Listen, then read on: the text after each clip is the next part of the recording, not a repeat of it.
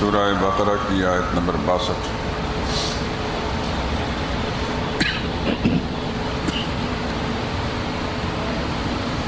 اعوذ باللہ من الشیطان الرجیم، بسم اللہ الرحمن الرحیم۔ ان الذين آمنوا والذين هادوا والنصارى والصابئين من آمن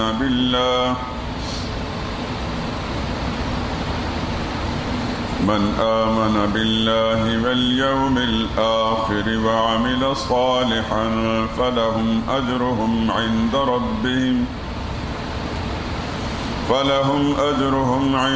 ربهم ولا خوف عليهم ولا هم يحزنون۔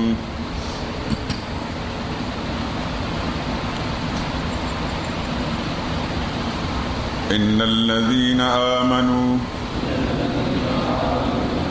بلا شبہ جو لوگ مسلمان ہوئے، والذین ہادوا، اور جو لوگ یہودی ہوئے،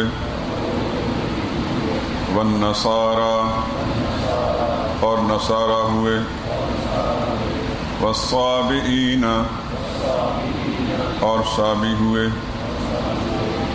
من آمن باللہ، جو بھی ایمان لایا ان میں سے اللہ پر، والیوم الآخر، اور قیامت کے دن پر، وعمل صالحا، اور اچھے کام کیے، فلہم اجرہم، تو ان کے لیے ان کا بدلہ ہے، عند ربہم، ان کے رب کے پاس، ولا خوف علیہم، اور کچھ خوف نہیں ہوگا ان پر، ولا هم يحزنون، اور نہ ہی وہ غمگین ہوں گے۔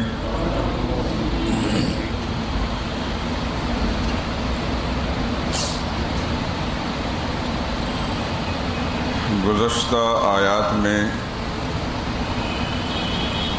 بنی اسرائیل کے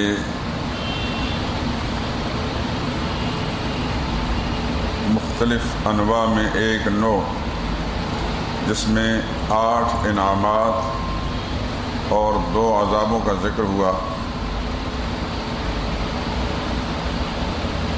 اس کے بعد اس آیہ کریمہ کے اندر اس نوع اول کا تتمہ اور تکملہ ہے۔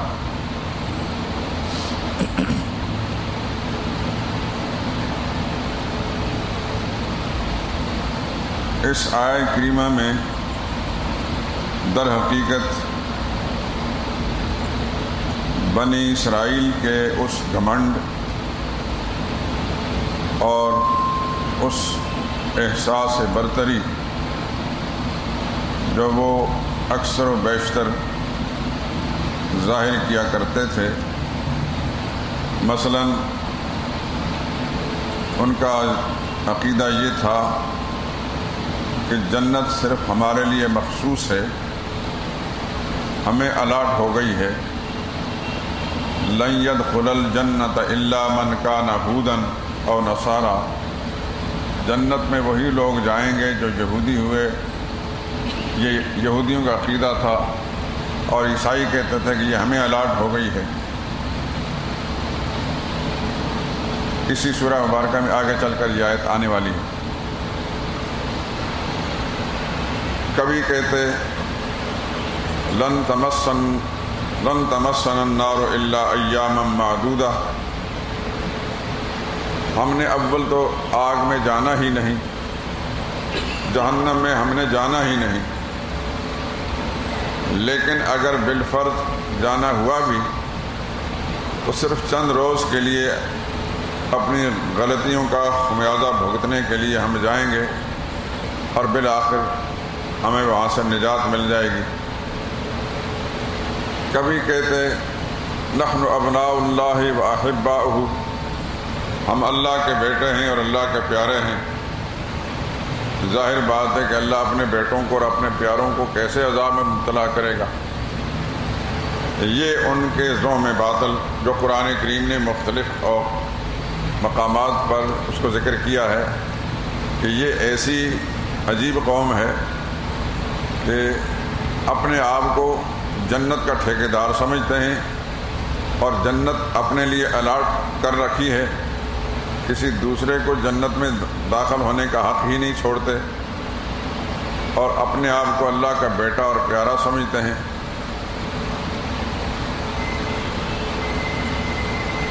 یہ آگے جو آیت آ رہی ہے میں آپ کو اس آیت کا بتا بھی دیتا ہوں۔ صفحہ 21 نکالیے۔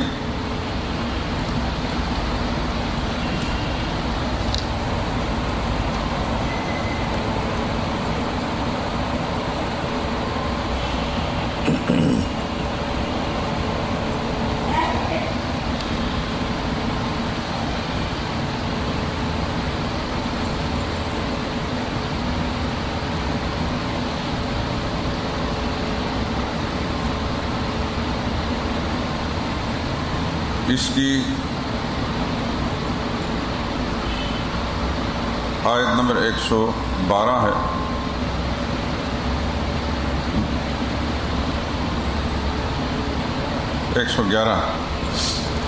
وَقَالُوا لَن يَدْخُلَ الْجَنَّةَ إِلَّا مَنْ كَانَ هُودًا أَوْ نَصَارَىٰ، کہتے ہیں کہ ہرگز نہ جائیں گے جنت میں مگر وہی جو یہودی ہوئے یا عیسائی ہوئے۔ اللہ فرماتے ہیں تِلْکَ أَمَانِيُّهُمْ، یہ ان کی آرزویں ہیں، جسے کہتے ہیں اپنے زبان محاورے کے اندر یہ خواب خیال ہیں۔ قُلْ هَاتُوا بُرْهَانَكُمْ، میرے نبی ان سے پوچھیں تم جو اپنے آپ کو جنت کے ٹھیکیدار سمجھتے ہو اس کی دلیل کیا ہے تمہارے پاس؟ لاؤ دلیل اگر تم سچے ہو۔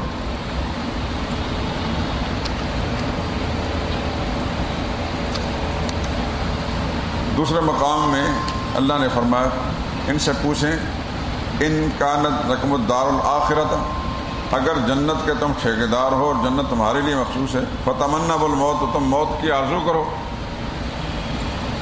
جنتی اپنے آپ کو سمجھتے ہو تو دنیا کے جھمیلوں میں پڑنے کی کیا ضرورت ہے، جلدی جلدی مرنے کی کوشش کرو تاکہ جنت تمہیں مل جائے۔ اللہ فرماتا ہے وَلَن يَتَمَنَّاهُ أَبَدًا بِمَا قَدَّمَتْ أَيْدِيهِمْ، یہ کبھی بھی موت کی آرزو نہیں کریں گے، انہیں اپنے جرائم اور کرتوتوں کا پتہ ہے،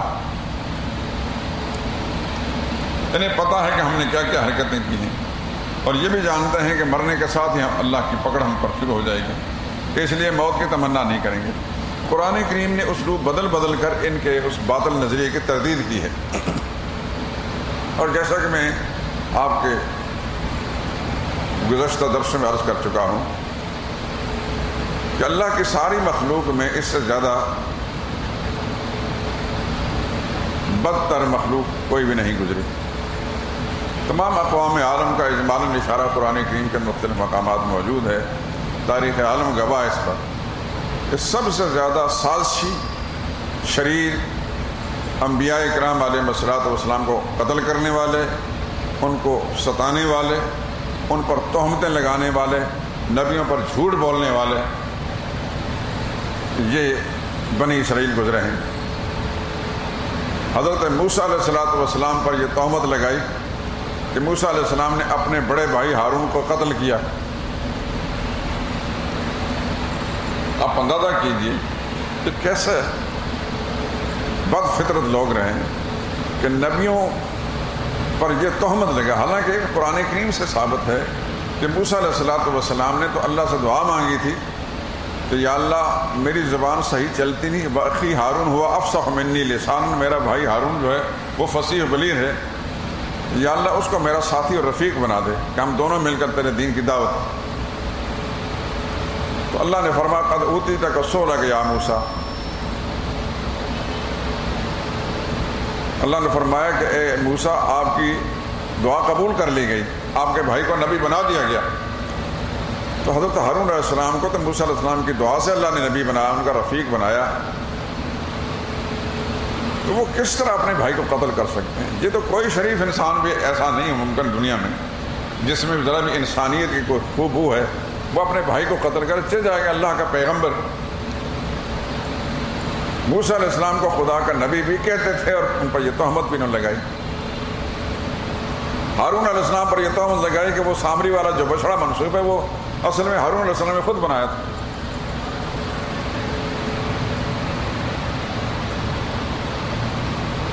ابراہیم علیہ السلام کے بارے میں کہنے لگے کہ یہ نبی نہیں تھے، ولی تھے۔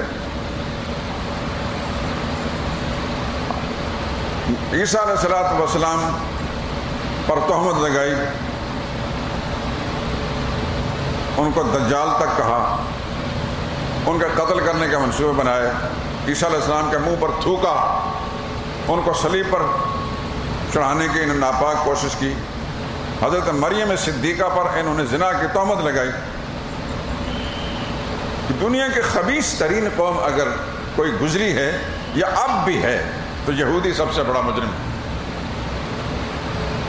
یہ یاد رکھیں، آپ کے اس ملک کے اندر جب بھی کسی قسم کو سازش ہوگی کسی قسم کی، اس میں پیچھے یہودی ذہن کام کر رہا ہوگا۔ لیکن بدقسمتی سے ہمیشہ یہ کہ 7ویں صدی سے لے کر اب تک دنیا کے اندر مسلمانوں کو جو استحکام نہیں مل رہا، بنیادی طور پر مسلمانوں کے اندر بہت ایجنٹ پیدا ہو جاتے ہیں یہودیوں کے۔ یہودی اپنے ایجنٹ تیار کرتے ہیں۔ اب قرآن کریم کا درس ہے، اس وقت اس تفصیل میں جانے کی ضرورت نہیں، خود ہمارے ملک میں کیا کیا ہوتا رہا اور وقت گزرنے کے ساتھ ساتھ پھر انکشافات ہوتے ہیں۔ اونچی کرسیوں پر بیٹھنے والے، اونچے مناصب پر بیٹھنے والے اکثر و بیشتر ان کے اہلکار ہوتے ہیں۔ اور اب تو دنیا یہود نے ایک عجیب پلان کیا ہے جو نہایت خوفناک ہے۔ پہلے تو افراد کو خریدتے تھے، ملکوں کے اندر گڑبڑ پیدا کرنے کے لیے چند افراد اشخاص خریدتے تھے۔ اب پوری اسمبلیاں خریدی جاتی ہیں اور پوری فوجی جرنیل خرید جاتے ہیں اپنے باطل مقاصد کی خاطر۔ میں موضوع سے نکل جاؤں گا۔ عیسائیوں کے اندر ایک ہمفرے نام کا شخص گزرا ہے، اصل میں اسے یہودی سازش تھی۔ کتاب بازار میں ملتی ہے، ہمفرے کے اعترافات۔ یہ 7ویں صدی ہجری کے اندر برطانیہ کے اندر ایک یہودیوں کا ایک اجلاس ہوا اور انہوں نے یہ پروگرام بنایا کہ اس بر صغیر خصوصاً ہندوستان، اس میں پاکستان تو نہیں تھے، ہندوستان کے سرزمین میں مسلمانوں کو ہم نے ہر حربہ اختیار کر کے ختم کرنے کی کوشش، ختم نہیں ہو رہے۔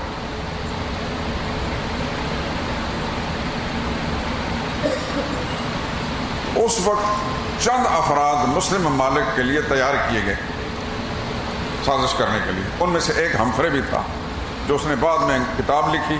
وہ کتاب انگریزی میں تھی، انگریزی سے پھر عربی میں ٹرانسلیٹ ہوئی، عربی سے پھر ترکی میں ہوئی، ترکی سے پھر اردو زبان میں۔ وہ کتاب میرے پاس ہے، اس کا نام ہے ہمفرے کے اعترافات۔ اس کو پڑھ کر لرز اٹھتا ہے انسان۔ انہوں نے پھر وہ اپنے کارندے تیار کیے اور انہوں نے مصر ازہر یونیورسٹی میں بھیجے، مسلمان کے روپ میں بھیجے، اور وہاں جا کر انہوں نے قرات کا علم حاصل کیا، بہترین قاری بنے، حافظ بنے، علم حاصل کیا اور عالم بنے۔ دیکھیے یہود و نصارہ جب کوئی پلان کرتے ہیں تو اپنے افراد کو کیسے تیار کرتے ہیں۔ پھر یہ ترکی کی خلافت جو ختم ہوئی ہے تو ان میں سے یہ ہمفرے جو ہے شیخ الاسلام ترکی کا جو تھا اس کی مجلس میں جا کر بیٹھنے لگا اور اس کے مقربین خاص میں ہوگا۔ جیسا کہ ہمارے درس کے اندر ایک آدمی آ کر بیٹھتا ہے تو ہم کچھ عرصہ دیکھتے ہیں کہ بڑے غور انعام کے ساتھ قرآن کریم میں درس سنتا ہے اور آ کر جھک کے مسافہ کرتا ہے اور پھر مطلب قریب ہونے کی کوشش کرتا ہے اور حضرت جی آپ کی کوئی خدمت کرنا چاہتا ہوں۔ تو اس قسم کے ہمفرے کے بارے میں لکھا ہے کہ وہ شیخ الاسلام کا اتنا قریبی ہوا کہ چونکہ پیچھے سے ساری وہ یہودی دولت تھی اور عیسائیوں کی دولت تھی، وہ وہاں مسلمانوں پر بڑا خرچ کرتا، جو بھی اس وقت کسی قسم ضرورت ہوتی دینی نقطہ نظر سے بہت ایثار کرتا۔ آہستہ آہستہ وہ اتنا منظور نظر ہو گیا کہ شیخ الاسلام نے اپنی بیٹی کا رشتہ اس کے ساتھ کر دیا۔ پھر آگے میں تفصیلات میں جاننا چاہتا درس کے موضوع سے نکل جائیں گے کہ پھر اس نے کیا کیا کام نہیں کیے، کیسی حرکتیں نہیں کی۔ وہ ایک لمبی کہانی ہے، پڑھ کے انسان خوفزدہ ہو جاتا ہے یہودی کی پلاننگ اور منصوبہ بڑا لمبا ہوتا ہے. اب مثال کے طور پر 10 سال بعد کے بعد کوئی ایک کام کرنا تو اب سے اس کی پلاننگ اور سازش شروع کر دیں گے. بڑے لمبے منصوبے ہوتے ہیں. لارنس آف عربیہ کون سا گزرا ہے؟ یہ ایک شخص تھا، یہ شیخ عبداللہ جو کشمیر کا لیڈر فاروق عبداللہ وغیرہ ہے، اس کی ماں فاروق عبداللہ کی ماں کے ساتھ لارنس آف عربیہ کا نکاح ہوا تھا. یہیں آپ کے گوال منڈی کا کوئی بٹ برادری تھے، انہوں نے یعنی یہ پیر بن گیا. لارنس آف عربیہ جو ہے، جو بہت بڑا سازش ایک پلان تھا اس کا، وہ آ کر عالم اور بزرگ اور پیر کا نام پر آیا اور پھر اس کے لوگ عقیدت مند بنے اور پیر صاحب کو پھر ان بٹوں نے اپنی بیٹھی دی.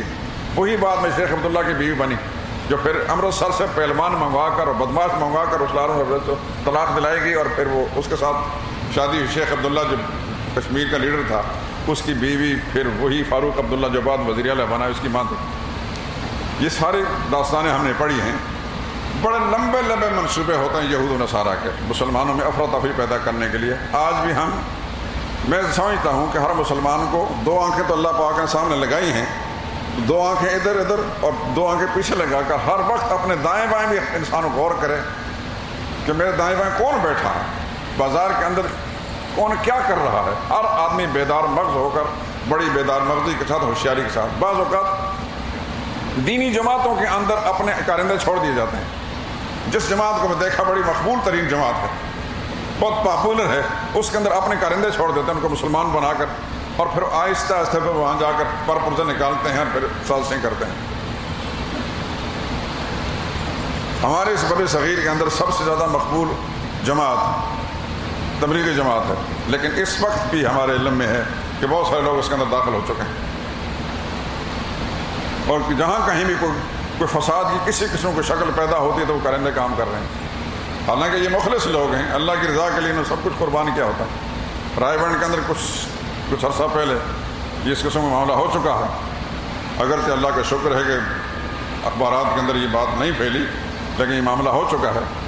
اور اب بھی اس جماعت کو خراب کرنے کے لیے پوری دنیا کی توانائیاں خرچ کی جا رہی ہیں کہ اپنے کارندے تبلیغ جماعت کے مولویوں کے روپ میں اور کارندوں کے روپ میں اور چلے 4 مہینے اور سال لگانے کی کوششوں کے اندر لوگوں کی نظروں کے اندر اسے مقبول اور پاپولر بنانے کے لیے بڑے فصیح و بلیغ ہوں گے. انگریزی زبان میں تقریر کریں گے، اردو زبان میں تقریر کریں گے، ساری زبانیں میں سکھائی جاتی ہیں، لیکن موقع پا کر پھر وہ اپنے ڈنگ ضرور ماریں گے. اس لیے ہر مسلمان کو بڑا ہوشیار رہنا چاہیے اس وقت. یہودی بڑی دنیا کی بدترین قوم ہے. میں نے ابھی کچھ نمونے آپ کے سامنے پیش کیے کہ انبیاء کرام پر تہمتیں لگائیں. مریم صدیقہ پر زنا کی تہمت لگائی، حضرت عیسیٰ علیہ السلام پر زنا کی تہمت لگائی. مرزا غلام قادیانی دجال نے عیسیٰ علیہ السلام کے بارے میں جو خرافات لکھے ہیں یہ انہی یہودیوں کی کتابوں سے لے کے لکھے ہیں. عیسیٰ علیہ السلام کے بارے میں کہا جاتا ہے کہ وہ مطلب رنڈیوں کے ساتھ، طوائفوں کے ساتھ ان کا تعلق تھا. مرزا دجال ملعون نے لکھا ہے، لیکن یہ مواد ان یہودیوں سے اس کو ملا. اللہ نے پھر قرآن کریم کے اندر صفائی پیش کی، مل مسیح ابن مریم الا رسول، مسیح ابن مریم اللہ کا رسول تھے، وہ بدکار بدچل انسان نہیں تھے. قد خلط من قبل الرسل، جس طرح سے پہلے اللہ کے پاکیزہ رسول گزرے، حضرت عیسیٰ علیہ السلام بھی ایسے اللہ کے پاک رسول تھے. وامہ صدیقہ، ان کی والدہ کی پاک دامنی بیان کرنے اللہ نے فرمایا ان کی والدہ صدیقہ تھیں، ولیہ تھیں. لیکن عیسائیوں کے عقیدے کی تردید کرنے کے لیے ساتھ فرمایا کانا یاکلان الطعام، نہ وہ خدا تھا نہ خدا کے بیٹے تھے، وہ دونوں کھانا کھایا کرتے تھے. جو کھانا کھاتا ہے وہ انسان ہوتا ہے، وہ محتاج ہوتا ہے، اور محتاج کبھی رب نہیں بن سکتا. ایک آیت کے اندر کئی نظریات کی تردید کر دی، یہودیوں کی وہ تردید کر دی گئی اور عیسائیوں کی وہ تردید کر دی، اور حضرت مریم صدیقہ کی پاک دامنی اور نزاہت بیان کر دی، اور عیسیٰ علیہ السلام کی بھی. تو قرآن کریم جا بجا جو ہے ان کی خباستوں کا اظہار کر رہا ہے. آگے انشاءاللہ آیات میں دیکھیں گے ان کی خباستوں کا کس انداز سے قرآن کریم ذکر کرتا ہے. تو یہ در حقیقت اس آیت کریمہ کے اندر یہ بیان کی جا رہا ہے یہودیوں کو وہ جو گھمنڈ تھا یا ان کا عزام باطل تھا. تو اللہ فرماتے ہیں ان الذین آمنوا، یقین جو لوگ مسلمان ہوئے. آمنو کا معنی مسلمان، حضرت شیخ الہند نے کیا، یہ معنی بالکل صحیح ہے، یعنی اپنے آپ کو مسلمان کہلاتے ہیں. یہاں اصل میں ان نسبتوں میں جو گھمنڈ کرتے ہیں ان کا ذکر کیا جا رہا ہے کہ جو اپنے آپ کو محمدی کہتے ہیں، جو اپنے آپ کو یہودی کہتے ہیں، جو اپنے آپ کو عیسائی کہتے ہیں، جو اپنے آپ کو صابی کہتے ہیں، فرمایا ان نسبتوں سے کچھ نہیں بنے گا. اللہ فرماتے ہیں یقیناً جو لوگ مسلمان ہوئے، یعنی اپنے آپ کو مسلمان کہتے ہیں، رسول اللہ کو امتی کہلاتے ہیں، والذین ہادوا جو یہودی اپنے آپ کہلاتے ہیں، حضرت موسیٰ علیہ السلام منسوب کرتے ہیں، وہ نصارہ یا نصارہ کہلاتے ہیں، عیسیٰ علیہ السلام منسوب کرتے ہیں، والصابئین یہ بھی ایک قوم اہل کتاب گزری ہے۔ اللہ فرماتے ہیں من آمن باللہ، پہلے بھی ان الذین آمنوا فرمایا، پھر من آمن باللہ۔ آمنو کے لیے من آمن باللہ نہیں ہوتا ہے، جو ایمان لا چکے ہیں اس نے کیا ایمان لانا، مراد یہ ہے کہ جو ایک دعوے دار ہے ایمان کا، اس کو فرمایا جا رہا ہے کہ تمہارے دعوے سے کچھ نہیں بنے گا، اصل میں حقیقی ایمان لائے اللہ پر والیوم الآخر اور قیامت کے دن پر، تو تب بات بنے گی۔ آیت نمبر صفحہ نمبر 128 سے نکالیے۔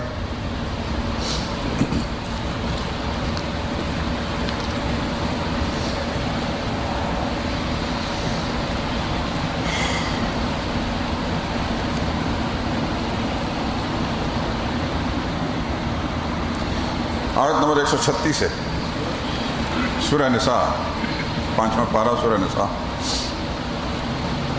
یہاں دیکھیں اسلوب قرآن کریم کا، یا ایھا الذین آمنوا آمنو، اے لوگو جو ایمان لا چکے ہو ایمان لاؤ۔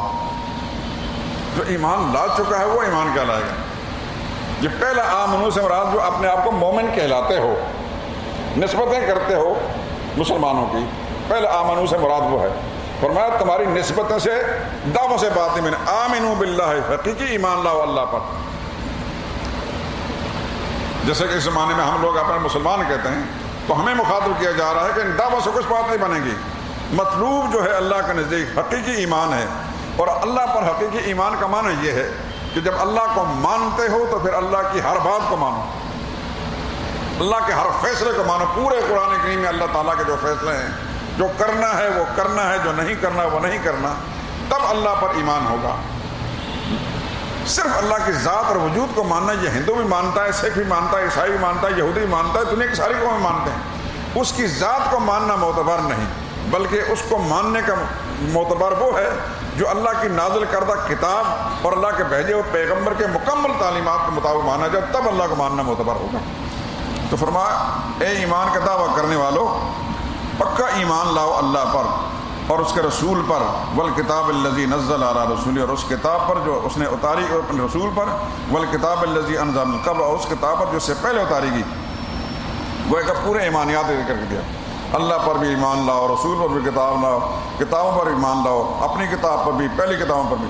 ومن یکفر باللہ، اور جو شخص انکار کرے گا اللہ کا اور فرشتوں کا اور کتابوں کا اور رسولوں کا، والیوم الآخر، آخرت کے دن پر، فقد ضل ضلالا بعیدا، تو وہ گمراہ ہو جائے گا دوسرے گمراہ پر۔ یہ پوری ایمانیات ذکر کر دیا۔ یہاں میں نے یہ آیت اس لیے پیش کر دی کہ قرآن کریم میں کسی جگہ اجمال ہے، کسی جگہ تفصیل ہے۔ یہاں جو آیت اس وقت پڑھ رہے ہیں، من آمن باللہ والیوم، جو ایمان لائے اللہ پر اور آخرت پر اور اچھے کام کے، تو اس کے لیے آخرت میں کوئی خوف غم نہیں۔ اس میں صرف دو چیزوں نے ذکر کیا، اللہ پر ایمان کا اور آخرت پر ایمان کا۔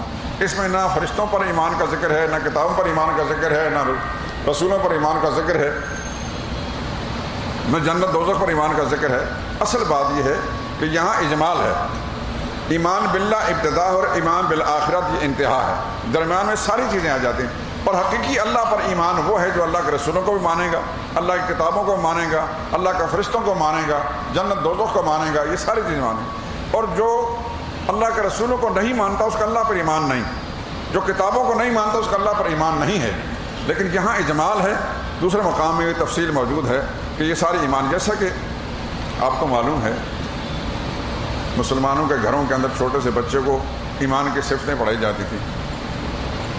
اب تو پتہ نہیں گانے سکھائے جاتے ہیں، لیکن پہلے ہم چھوٹے ہوتے تھے تو اس وقت ہر بچے کو یہ یاد ہوتی تھی، آمنت باللہ و ملائکتہ و کتبہ و رسلہ والیوم الآخر، میں ایمان لایا اللہ پر، اللہ کے فرشتوں پر، اس کی کتابوں پر، اس کے رسولوں پر، قیامت کے دن پر، والقدر خیرہ و شرہ من اللہ تعالیٰ، اور اس تقدیر پر کہ خیر ہو یا شر ہو اللہ کی طرف سے، والبعث بعد الموت، اور اس بات پر ایمان لایا کہ مرنے کے بعد دوبارہ اٹھ کر اٹھائے جائیں گے اور وہاں حساب و کتاب ہوگا۔ تو یہ ایمان کی صفت ہے، اس کو مفصل کہتے ہیں۔ یہ پہلے بچوں کو یاد کرائی جاتی تھی، اب بھی چھوٹے چھوٹے کتاب سے ایسے نماز کے موضوع پر لکھا جاتے ہیں کہ شروع میں ایمان کی یہ صفات جو ہیں وہ لکھی ہوتی ہیں اور بچوں کو پڑھائی جاتی ہیں۔ لیکن صحیح بات یہ ہے کہ جو بھی استاد ہو تو بچے کو سمجھا کر پڑھائے کہ یہ کیا تمہیں پڑھایا جا رہا ہے۔ طوطے کی طرح رٹنا کوئی معنی نہیں ہوتا، سمجھایا جائے ہر ایک آدمی کو کہ ایمانیات جو شخص اپنے آپ کو مسلمان کہتا ہے تو اس کو یہ پتہ ہونا چاہیے کہ میری ایمان کی صفات یا ایمان کی شرائط میں سے یہ کہ اللہ پر ایمان، اللہ کے رسولوں پر ایمان، اللہ کی کتابوں پر ایمان، اللہ کے فرشتوں پر ایمان، جنت دوزخ پر ایمان، یوم آخرت پر ایمان، مرنے کے بعد دوبارہ زندہ ہونے پر ایمان، حساب و کتاب پر ایمان۔ یہ ایمانیات کی تفصیلات ہیں، ہر شخص کو یہ معلوم ہونی چاہیے۔ صرف اتنی بات کا جان لینا کہ اللہ کو مانتا، اللہ کے رسول کو مانتا، باقی ساری چیزیں ان کو کچھ پتہ نہیں کہ اللہ پر ماننے کا تقاضا یہ ہے کہ اللہ کی کتابوں کو بھی مانا جائے۔ کتابیں کون کون سی ہیں اور کون سی کتاب کس نبی پر نازل ہوئی، وہ نبی کون سی شریعت لے کر آئے، یہ تفصیل ہر مسلمان کو معلوم ہونی چاہیے۔ میں اللہ کا فرشتوں کو مانتا ہوں تو فرشتوں کو ماننے کا کیا مطلب ہے، فرشتہ کون مخلوق ہے، یہ بھی ہر مسلمان کو معلوم ہونی چاہیے۔ میں اللہ کے رسولوں کو مانتا ہوں، رسول کتنے ہیں دنیا کے اندر، کتنے آئے، مشہور رسول کون کون سا، قرآن کریم میں کتنے رسول و نبیوں کا تذکرہ موجود ہے، انہوں نے کیا دعوت پیش کی، کیا کیا حالات ان کا سامنے پہ، ہر مسلمان کو دیکھیں پوری تفصیل۔ اگر پوری شریعت کا علم نہیں تو کم از کم بنیادی طور پر اسلام کے جو اصول ہیں ہر مسلمان کو معلوم ہونا چاہیے۔ لیکن اس زمانے میں افسوس یہ ہے کہ کلمہ الٹا سیدھا پڑھا جاتا ہے، اس کا معنی مطلب معلوم نہیں، باقی ایمان کی تفصیلات سرے سے معلوم نہیں۔ ایک بازار میں دوسرے بازار تک چلے جائیں، ایک ایک انسان کو پکڑ پوچھیں کہ بتا ایمان کی صفات کیا ہیں، تو کچھ پتہ نہیں ہوگا۔ بس ماں باپ مسلمان تھے، مسلمان کہلاتے تھے، ان کے گھر میں پیدا ہوا، نہ مسلمانوں کا رکھ لیا، کلمہ الٹا سیدھا سکھا دیا، اور اس کے بعد جوان ہوا تو اپنے کاروبار کے اندر نوکری ملازمت میں لگ گیا، کچھ پتہ نہیں۔ تو اس آیہ کریمہ کے اندر من آمن باللہ والیوم الآخر، ایمانیات کی دو چیزوں کا ذکر کیا، اللہ پر ایمان اور آخرت پر ایمان۔ ابتدا اور انتہا کا ذکر کر دیا، درمیان میں اجمالاً چھوڑ دیا گیا کہ یہ دعووں سے بات نہیں بنے گی کہ اپنے آپ کو رسول اللہ کی طرف منسوب کر لو، موسیٰ علیہ السلام منسوب کر لو، عیسیٰ علیہ السلام کی طرف منسوب کر لو، یا کسی اور نبی کی طرف منسوب کر لو۔ اصل چیز یہ ہے کہ جو حقیقت ایمان لایا اللہ پر والیوم الآخر، اور آخرت کے دن پر۔ اور آخرت کے دن پر ایمان کا کیا مطلب ہے کہ ایک دن ایسا آنے والا ہے جس میں جزا یا سزا کے فیصلے ہوں گے۔ اس دنیا میں جس نے اچھے کام کیے ہیں اس کو جزا ملے گی، جس نے برے کیے ہیں اس کو سزا ملے گی۔ اور یہ عقیدہ آخرت جو ہے، یہی ایک چیز ایسی ہے کہ انسان کو بہت ساری برائیوں سے بچاتا ہے، اور جس کو مرنے کے بعد دوبارہ زندہ ہونے اور حساب و کتاب کا احساس نہیں ہے، وہ کبھی بھی کسی برائی سے نہیں رک سکتا اور کسی اچھائی کی طرف جا نہیں سکتا، وہ شطر بے مہار ہوتا ہے۔ یہی عقیدہ آخرت جو ہے، یہ احساس ایسا ہے، ہر زمانے میں ہر شریعت کے اندر ہر پیغمبر نے اس بات کا ذکر کیا کہ دیکھیے وَإِنَّ السَّاعَةَ آتِيَةٌ لَا رَيْبَ فِيهَا لِتُجْزَىٰ كُلُّ نَفْسٍ بِمَا تَسْعَىٰ، یقیناً قیامت آنے والی ہے، اس کے آنے میں کوئی شک نہیں۔ کیوں آئے گی؟ لِتُجْزَىٰ، تاکہ بدلہ دیا جائے ہر شخص کو جو اس نے دنیا کی زندگی کام کیا ہے۔ اچھے کام کیے ہیں تو انعام ملے گا، برے کام کیے ہیں تو انتقام لیا جائے گا۔ تو آخرت پر ایمان، مقصد یہ ہے کہ ایک مسلمان ہونے کے ناطے سے ہر اسلامی عقائد کی چند باتیں جو ہے پوری تفصیل سے ہر ایک کو معلوم ہونے چاہیے۔ اللہ پر ایمان ہے تو کیسے ایمان ہے، اللہ کو کیسے مانے ہیں، اللہ کیا ہے، یہ ہر مسلمان کو کم از کم معلوم ہے۔ ایک ایسی واجب الوجود ذات ہے جو دکھائی نہیں دیتی لیکن ہے، ازل سے ہے، ہمیشہ ہے اور ہمیشہ رہے گی۔ کچھ نہیں تھا تو اللہ تھا، اور اللہ نے پیدا کی ساری کائنات کو تو ہے۔ جب کائنات کا فنا کر دے گا پھر اللہ کی ذات باقی رہے گی۔ اللہ کو کسی نے پیدا، وہ اپنی ذات سے ہے، وہ قدرتوں کا مالک ہے، اس سے بڑی طاقت کا مالک کوئی نہیں۔ یہ جہان اسی نے بنایا، زمین و آسمان اسی نے بنایا، اس میں کوئی عیب نہیں، کوئی قصور نہیں، کوئی نقصان نہیں، کوئی زوال نہیں، کوئی خامی نہیں، کوئی نقص نہیں۔ ساری عظمتیں، ساری بڑائیاں، سارے کمالات، ساری برتریاں صرف اللہ کی ذات کے لیے مخصوص ہیں۔ کم از کم اتنا تو ایک مسلمان کو اللہ کی ذات کے بارے میں اپنا ذہن رکھنا چاہیے۔ پھر اللہ کے نبی کون ہوتے ہیں؟ نبی انسان ہوتے ہیں، زمین پر بسنے والے انسانوں ہی میں سے کچھ انسانوں کو اللہ منتخب کرتے ہیں، چن لیتے ہیں اپنے پیغام کے لیے، اور اللہ اپنے پیغام ان کو دیتے ہیں، پھر وہ انسانوں کو جا کر سمجھاتے ہیں، اللہ کا پیغام پہنچاتے ہیں کہ اللہ تعالیٰ کی مرضی یہ ہے اور اللہ کی ناراضگی کا کام یہ ہے۔ وہ جو انسان ہوتے ہیں تو انسان، لیکن دوسرے انسانوں کے مقابلے بڑے ممتاز ہوتے ہیں۔ عام انسان گناہ کرتے ہیں، جرائم کرتے ہیں، نبی معصوم ہوتے ہیں ہر قسم گناہوں سے۔ نبیوں کے ساتھ اللہ کی حفاظت کا نظام ساتھ ساتھ چلتا ہے ہر وقت۔ نبی کی فطرت اللہ نے ایسی بنائی تو گناہ کی طرف مائل ہی نہیں ہوتے۔ قرآن کریم میں یوسف علیہ السلام کا قصہ موجود ہے. قرآن بتا رہا ہے کہ برائی یوسف علیہ السلام کی طرف آ رہی تھی، یوسف علیہ السلام برائی کی طرف نہیں جا رہے تھے. تو نبی معصوم ہوتے ہیں. معصوم کا مطلب یہ کہ اللہ نے ان کو تخلیق اس انداز سے کی ہوتی ہے کہ گناہ کا مادہ ہی ان کے اندر نہیں ہوتا. ساری کائنات کے چونکہ ہادی اور راہبر ہوتے ہیں، اور راہبر بھی اگر برائیوں میں مبتلا ہو جائے تو پھر کون کس پر اعتبار کرے گا. نبی معصوم ہوتے ہیں. تو نبیوں کو ماننے کا معنی یہ ہے کہ نبیوں کے بارے میں پوری تفصیل کے ساتھ ہر مسلمانوں کا عقیدہ ہونا چاہیے. ہماری طرح کے گناہگار ہر طرح کی برائیوں میں مبتلا انسان نہیں ہوتے. نبی ہوتے انسان ہیں لیکن وہ ممتاز قسم کے انسان ہوتے ہیں. اس طرح ملائکہ کرام کون ہے؟ ملائکہ کرام کے بارے یہ اللہ کی ایک ایسی مخلوق ہے جو نور سے بنائی گئی ہے، خاکی نہیں انسان کی طرح. انسان خاکی ہے، ملائکہ کرام نور ہی ہیں. اللہ تعالیٰ نے مختلف ڈیوٹیاں ذمہ داریاں ان کے سپرد کر رکھی ہیں، لیکن اتنی تعداد ہے کہ اس کو سوا اللہ کا کوئی نہیں جانتا.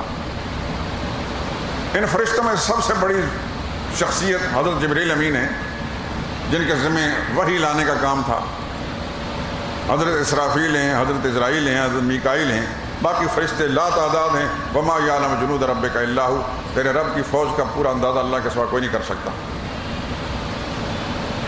نورانی ہیں، یتشکل باشکال مختلفہ. اللہ نے ان کی ایسی تخلیق کی ہے کہ یہ ہر شکل اختیار کر لیتے ہیں. انسان کی شکل میں بھی آ سکتے ہیں فرشتے، درخت کی شکل میں بھی آ سکتے ہیں، کسی اور شکل میں بھی آ سکتے ہیں. جبریل امین اکثر و بیشتر رسول اللہ صلی اللہ علیہ وسلم کے سامنے ایک مشہور خوبصورت صحابی ہیں اس کی شکل میں آیا کرتے تھے. لیکن کبھی ایسی شکل میں بھی رسول اللہ صلی اللہ علیہ وسلم کے سامنے آئے کہ اجنبی انسان کے سامنے، جیسے حدیث جبریل کے اندر آتا ہے. ایک دفعہ حضرت فاروق اعظم روایت کرتے ہیں کہ ہم حضور کے مجلس میں بیٹھے تھے. اصطلع علینا رجل. اچانک ہمارے سامنے ایک شخص آ کر نمودار ہوا. بہت اجلے اور سفید کپڑے پہنے ہوئے تھے، کالے بالوں والا، بالکل یکدم جوان. لا یرا علیہ اثر السفر. اس کے کپڑوں کا ہم نے دیکھا جیسے ابھی دھوبی سے دھلے ہوئے صاف ستھرے کپڑے پہن کر آئیں گے، گرد و غبار کا کوئی اثر نہیں تھا. لیکن لا یعرف منا احد. ہم میں سے کوئی شخص ان کو پہچانتا نہیں تھا. نہ پہچاننے کا مطلب یہ کہ لگتا تھا کہ وہ اجنبی آدمی ہے، لیکن اجنبیت کا آثار نہیں تھا کہ یہ پیدل چل کر آیا تو کہاں سے. اس زمانے میں جہاز تو تھے نہیں، تو اس کے بدن پر کپڑوں پر گرد و غبار کے اثرات کیوں نہیں ہیں. آتا ہی فاسند رکبتہ لا رکبتہ. حضور صلی اللہ علیہ وسلم کے گھٹنوں کے ساتھ گھٹنے ملا کر بیٹھ گیا. ووضع کف علی، اپنے ہاتھوں کو اپنے رانوں پر یا رسول اللہ کے رانوں پر، دونوں باتیں لکھی ہیں، رکھ دی اور سلام بھی نہیں کیا. فاروق اعظم فرماتے ہیں کہ ہمیں بہت غصہ بھی آ رہا تھا کہ عجیب سا ایک جنگلی سا آدمی ہے، نبی کے مجلس میں آیا ہے تو اس کو نبی کے آداب معلوم نہیں ہے. تو حضور کے گھٹنوں کے ساتھ گھٹنے ملا کر بیٹھ کر سلام بھی اس نے نہیں کیا. لیکن نبی کی محفل تھی، اس لیے ہماری جرت نہیں ہوتی تھی کہ ہم بات بات کو بولیں. تو رسول اللہ صلی اللہ علیہ وسلم سے جا کر کہنے لگا اخبرنی عن الایمان. مجھے ایمان کے بارے میں بتاؤ، ایمان کیا ہوتا ہے. رسول اللہ صلی اللہ علیہ وسلم نے ایمان کے بارے میں بات بتائیں. تو کہنے لگا صدقتا، آپ نے ٹھیک کہا. حضرت عمر فرماتے ہیں فعجبنا لہ یسأل ویصدقہ. ہمیں بڑا تعجب ہوا، عجیب آدمی ہے، خود پوچھتا بھی ہے اور خود تصدیق بھی کرتا ہے. پوچھنا دلیل ہوتا ہے کہ اس کو کچھ پتہ نہیں، لیکن تصدیق کرنا دلیل ہے کہ اس کو سب کچھ پتہ ہے. لیکن بول نہیں سکتے تھے. حضور کے ادب مانے تھا. صحابہ کرام نے جو ادب کر کے دکھایا ہے، اس دھرتی پر کوئی ماں نے لال نہیں جانا جو قیامت تک ایسا مثال پیش کر سکے. اسی واسطے اللہ تعالیٰ نے صحابہ کرام کو وہ مقام دیا ہے کہ اس کی بھی کوئی مثال نہیں ملتی. خدا کی کروڑ رحمت نازل ہونے پر پھر اس نے کہا کہ مجھے اسلام کے بارے میں بتاؤ. پہلا سوال ایمان کے بارے میں، پھر کہ اسلام کے بارے میں. حضور نے اسلام کے بارے میں بتایا. تو کہنے لگا صدقت، آپ ٹھیک کہتے ہیں. پھر کہنے لگا احسان کیا ہوتا ہے. رسول اللہ صلی اللہ علیہ وسلم نے فرمایا احسان ان تعبد اللہ کانک تراہ. اللہ کی بات اس انداز سے کرو کہ گویا اللہ تمہارے سامنے ہے، تم اللہ کو دیکھ رہے ہو. فإن لم تکن تراہ، اور بالفرض یہ کیفیت نہیں پیدا ہوتی، فإنہ یراک، تو دل میں یہ خیال کرو کہ میں تو خدا کو نہیں دیکھ رہا، میں خدا مجھے دیکھ رہا. یہ مراد اخلاص ہے. اللہ کی بات اخلاص کے ساتھ کرو، پوری دھیان توجہ ذات باری کی طرف ہو. کہنے لگا ٹھیک کہتے ہیں آپ. کہنے لگا مجھے قیامت کے بارے میں بتاؤ. اخبرنی عن الساعہ. رسول اللہ صلی اللہ علیہ وسلم نے فرمایا مل مسئول عنہا بعلم من السائل. بھائی یہ سوال ایسا ہے، اس سوال کے بارے معاملے میں سائل پوچھنے والا ہو یا جواب دینے والا ہو، یہ دونوں برابر ہوتے ہیں. نہ پوچھنے والے کو پتہ ہوتا ہے نہ جواب دینے والے کو پتہ ہوتا ہے. یعنی رسول اللہ نے فرمایا کہ اس کے بارے میں نہ تمہیں معلوم نہ مجھے معلوم قیامت کب آئے گی. تو پھر کہنے لگا آخری سوال اخبرنی عن اماراتها، اس کی کچھ علامتیں بتا دیں.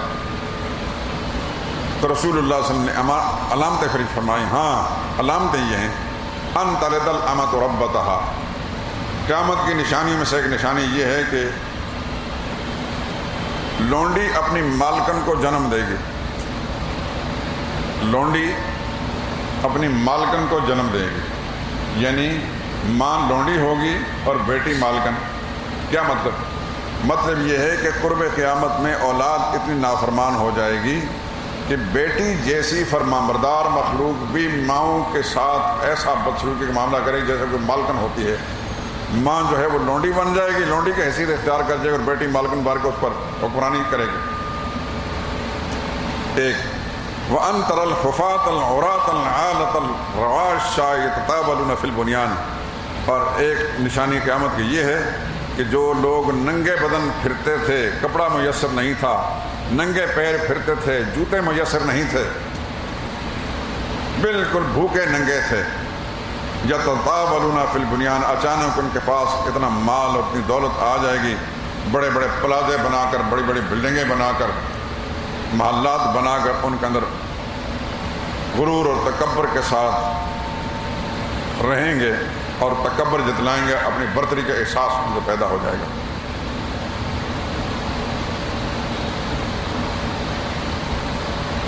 حضرت فاروق اعظم فرماتے ہیں بس شخص وہ وہاں سے غائب ہو گیا.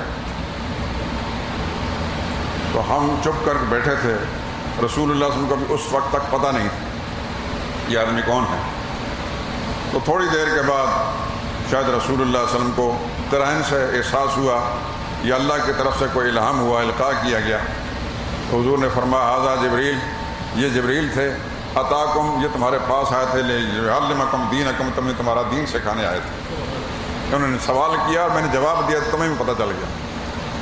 تو جبریل امین بہت بڑے عظیم فرشتے ہیں. اکثر و بیشتر ایک مشہور صحابی کی شکل میں حضور کے پاس وحی لے کر آتے تھے، کبھی اجنبی انسان کی شکل میں بھی آئے، اور کبھی ایسا بھی ہوا کہ رسول اللہ صلی اللہ علیہ وسلم کے سامنے جبریل امین، لیکن وہ ایک دو مرتبہ ایسا ہوا اصل شکل میں آئے اور فرمایا اصل شکل میں اتنا بڑا فرشتہ ہے کہ اس کے پروں سے آسمان کا ایک سائڈ کنارہ بھرا ہوا تھا، لیکن فرشتے کو اصل شکل میں دنیا کا کوئی انسان برداشت نہیں کر سکتا. اس لیے اللہ تعالیٰ کا منشا یہ ہوا کہ نبیوں کے پاس بھی فرشتوں کو اصل شکل میں نہیں بھیجا، انسانی شکل میں بھیجا اور وہی لانے والے.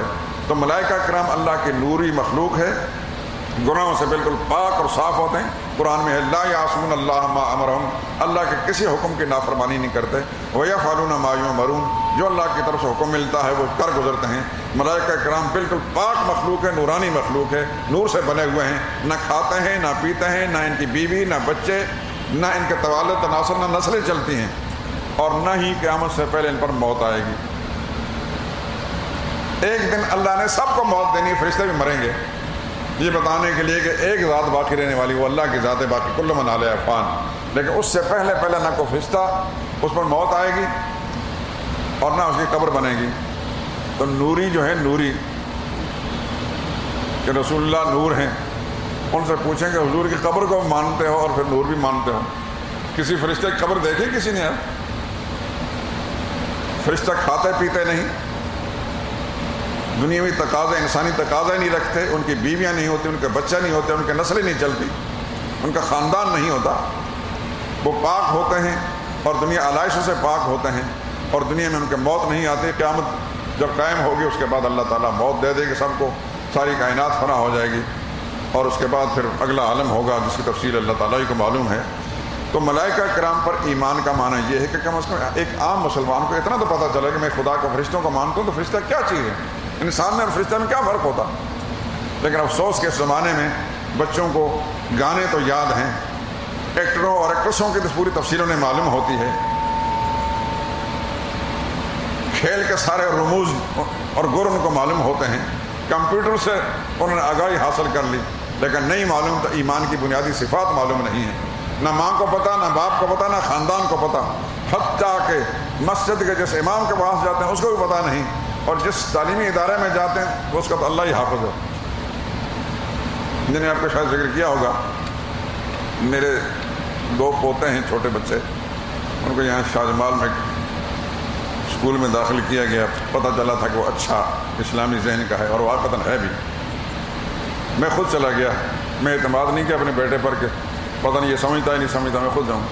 پرنسپل ایک نوجوان، اچھا صالح نوجوان ہے، اس ساتھ میں نے بات کی، میں نے کہا جی تمہاری انگلش یا میتھ یا سائنس ان سے تو مجھے سروکار کوئی نہیں، لیکن میں ایک طالب علم ہوں، طالب علمانہ میری سوچ ہے کہ مجھے بچے ہیں، 3 مسلمانوں کے بچے ہیں، آپ ان کو جو اسلامیات پڑھائیں گے وہ کیا ہوگی، مجھے وہ دکھائیں ذرا۔ انہوں نے چند کلاسوں کی اسلامیات جو لائی تو میں نے سرسری نظر سے دیکھا تھا، بے شمار غلطیاں تھیں۔ میں نے کہا یہ بھی غلط ہے، یہ بھی غلط ہے، یہ بھی غلط ہے، یہ بھی سند بات ہے۔ اس سے پہلے کبھی اس کو یہ تنبہ نہیں ہوا تھا، بڑا پریشان ہوا وہ۔ میں نے کہا کم از کم یہ چیزیں جب آپ خود چھاپتے ہیں یا کہیں سے خریدتے ہیں تو اس کا کم از کم کوئی عطا پتہ تو معلوم ہونا چاہیے۔ کہنے لگے جی آج تک ہمارے پاس بے شمار مذہبی لوگوں کے بچے پڑھتے ہیں، کسی نے ہماری نشاندہی اس طرف نہیں کی۔ اس سال تو ہم نے شروع کر دیا ہے، لیکن آئندہ ہم اس کا احتیاط کریں گے، اور آپ کے مشورے کے ساتھ مطلب اسلامیات پر مبنی کتابیں جو ہیں، اس سے پہلے بھی میں کہیں دیکھ چکا ہوں، آپ کے سامنے شاید ذکر کیا ہے، یہاں ہمارے پڑوس کے اندر بیڈن روڈ پر ایک سکول شاید اب بھی ہے، شروع میں میرے بچے وہاں پڑھنے قریب تھے، ڈالے گئے۔ ایک دن میں نے بستہ کھول کر کتاب دیکھنی شروع کی، اس پر لکھا ہوا ہے سوال اور جواب۔ سوال: مسلمان سال میں کتنی عیدیں مناتے ہیں؟ جواب: مسلمان سال میں 3 عیدیں مناتے ہیں، عید الفطر، عید الاضحیٰ اور عید میلاد النبی۔ میں نے اس کے اوپر لکھ دیا کتاب پر کہ یہ کیا تم پڑھاتے ہو؟ تو وہ جو پرنسپل تھا تو وہ تو بیچارہ تو پتہ نہیں تھا، تو جو پڑھانے والی ٹیچر سیکھنے لگے ہمیں تو یہی کچھ معلوم ہے۔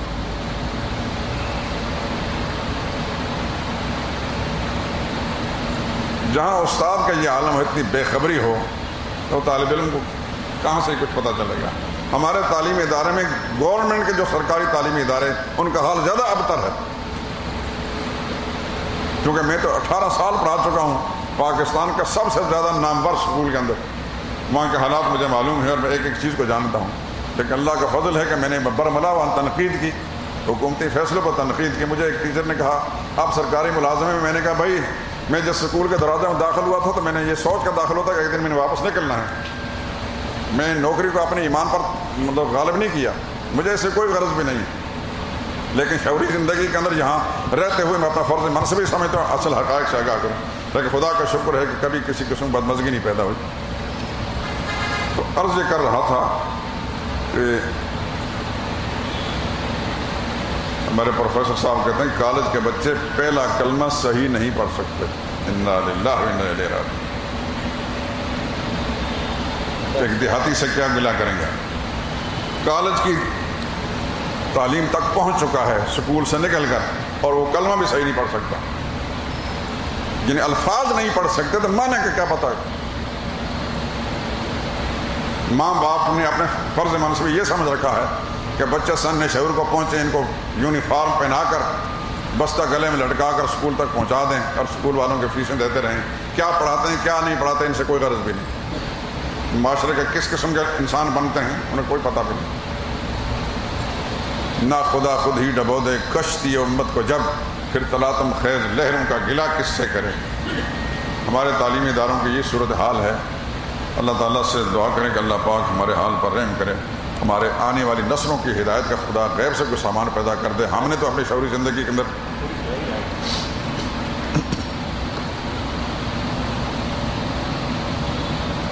فرمایا کہ دعووں سے بات نہیں بنتی، جو حقیقتاً اللہ پر ایمان لائے اور آخرت پر ایمان لائے وہ عامل صالحاً، اچھے کام کے اچھے کام وہ ہوں گے جو سنت کے مطابق ہوں گے، یاد رکھیں کہ کوئی کام اچھا نہیں بن سکتا جو نبی کی سنت کے مطابق نہ ہو۔ میں اچھا کہوں، آپ اچھا کہیں، دنیا کوئی اور انسان اچھا کہے، نہیں، اچھا وہ ہے جو نبی کے طریقے کے مطابق ہوگا۔